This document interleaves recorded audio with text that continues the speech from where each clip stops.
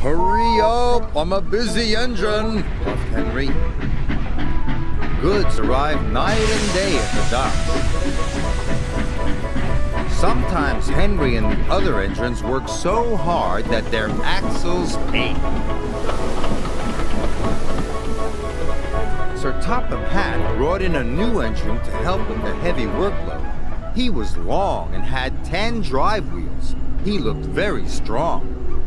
This is Murdoch. He's going to be pulling freight on the main line.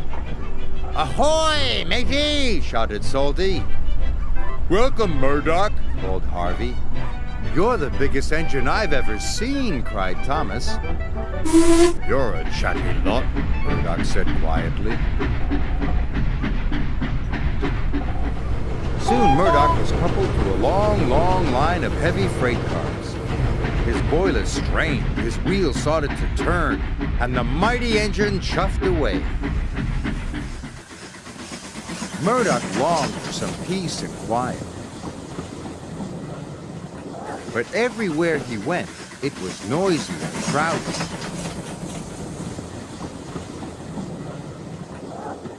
At the end of the day, Murdoch was looking forward to a good night's rest.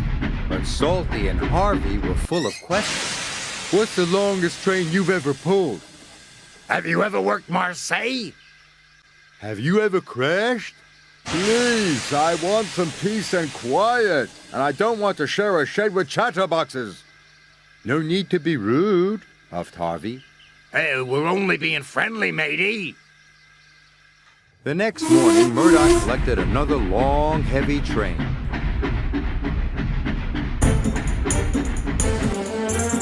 This time, he chuffed into the beautiful countryside.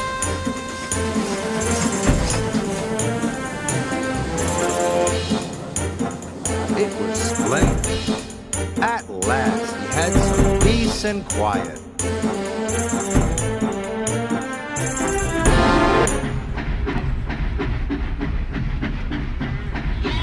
Suddenly, his driver applied the brakes.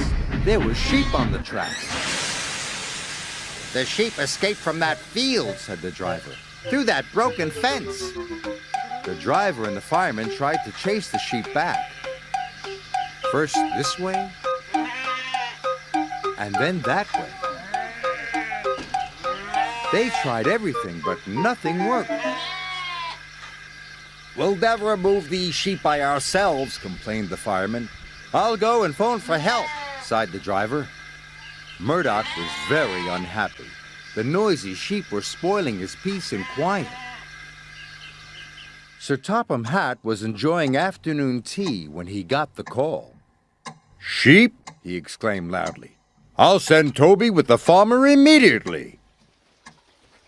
The sheep were becoming noisier and noisier. Please stop, groaned Murdoch. I'd rather be back with the chatterbox engines. Just then, Toby chuffed into view.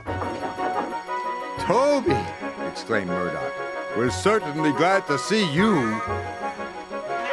Before long, the farmer and his dog went to work. And the sheep were soon safely in their field.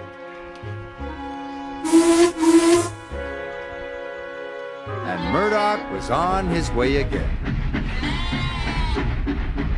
Thanks, Toby. That evening, Murdoch parked between Harvey and Salty. But Murdoch spoke first. I'm sorry that I was cross, he chuffed. I'm very pleased to share a shed with you. And we're very pleased to have your company, said Harvey. Aye, we are, added Salty. It reminds me of a story. Murdoch smiled. The sound of ba-ba would have kept him awake, but a salty story would send him happily to sleep.